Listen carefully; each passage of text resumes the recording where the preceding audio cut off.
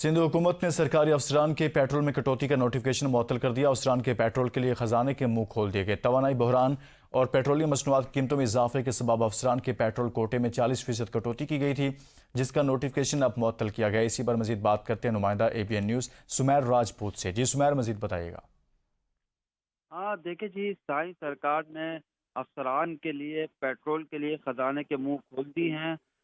سندھ حکومت نے سرکاری افسران کا پیٹرول میں کٹوتی کا نوٹیفکیشن جو ہے وہ معطل کر دیا ہے۔